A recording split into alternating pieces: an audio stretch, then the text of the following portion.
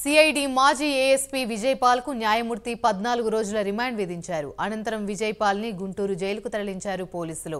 ఉదయం వైద్య పరీక్షల అనంతరం గుంటూరు కోర్టులో విజయపాల్ ను పోలీసులు హాజరుపరచగా విచారణ అనంతరం విజయపాల్ కి 14 రోజుల రిమాండ్ విధించారు న్యాయమూర్తి. రఘురామకృష్ణంరాజు కస్టోడియల్ టార్చర్ కేసులో విజయపాల్ అరెస్ట్ అయ్యారు. అయితే ఈ కేసులో ఉన్న కుట్రదారులు తేలాలంటే విజయపాల్ ని కస్టడీకి ఇవ్వాలని పోలీసులు కోర్టును కోరారు. ఇదే అంశానికి సంబంధించి మరిన్ని వివరాలు రవికృష్ణ అందిస్తారు. రవికృష్ణ,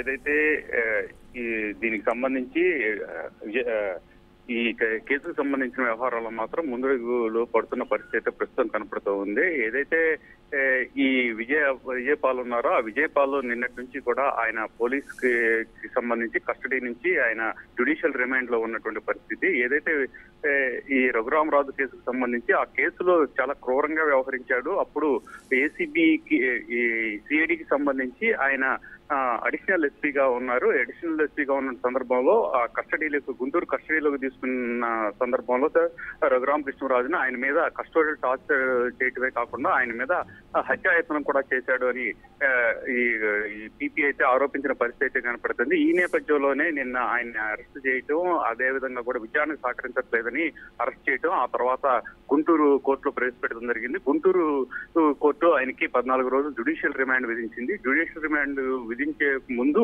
వాదోపవాదం జరిగాయి. ఈ సందర్భంగా కూడా పబ్లిక్ ప్రాసిక్యూటర్ మాత్రం ఆయన్ని కస్టడీకి ఇవ్వాలి, పోలీస్ కస్టడీకి ఇవ్వాలి, ఎందుకంటే దీని వెనక పెద్ద కుట్రకోణం దాగి ఉంది. ఎంపీగా ఉన్నటువంటి రఘురామకృష్ణరాజు మీద అత్యాయత్నం చేశారు. ఆయన్ని క్రూరంగా కూడా హింసించడమే కాకుండా ఆయన కాళ్ళు చేతులు కూడా తాళ్లతో కట్టేసి ఆయన చంపే ప్రయత్నం చేశారు. దీని వెనక పెద్ద కుట్రకోణం దాగి ఉంది కాబట్టి ఆయన పోలీస్ కస్టడీకి ఇవ్వాలనేటువంటి అని కోరినటువంటి నేపథ్యం. ఈ సందర్భంగా న్యాయమూర్తి మాత్రం పోలీస్ కస్టడీకి సంబంధించిన అంశానికి రేపు అంటే ఈ రోజు ఆయన్ని వాళ్ళ తరఫున పోలీసులు కోర్టులో స్పెషల్ పిటిషన్ వేసుకోవాలని కోరారు. ఇప్పుడు పోలీసులు అయితే మాత్రం ఈ రోజు విజయపాల్ ని ఎవరైతే మాజీ పోలీస్ అధికారి ఉన్నారో ఆయన్ని పోలీస్ కస్టడీకి కోరుతూ ఇవాళ అయితే మాత్రం ఈ దీనికి సంబంధించి కోర్టును అయితే అప్రోచ్ అవుతారు. ఆయనకి మరి ఈ పోలీస్ కస్టడీకి ఎన్నాళ్ళు ఇస్తారు అనే దాని మీద వేచి చూడాల్సిన పరిస్థితి అయితే ఉంది. ఈ సాయంత్రానికి మాత్రం పోలీస్ కస్టడీకి ఇస్తారా లేదా అనే దాని మీద మాత్రం ఒక పరిస్థితి అయితే మాత్రం కనపడతా ఉంది. ప్రధానంగా కూడా గతంలో ఏదైతే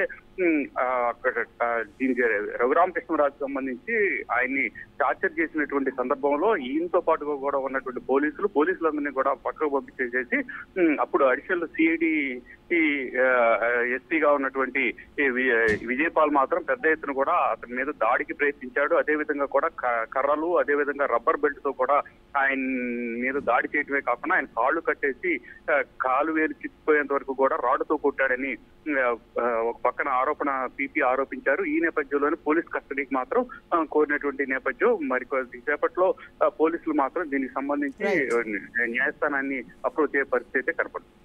రైట్, థ్యాంక్ యూ.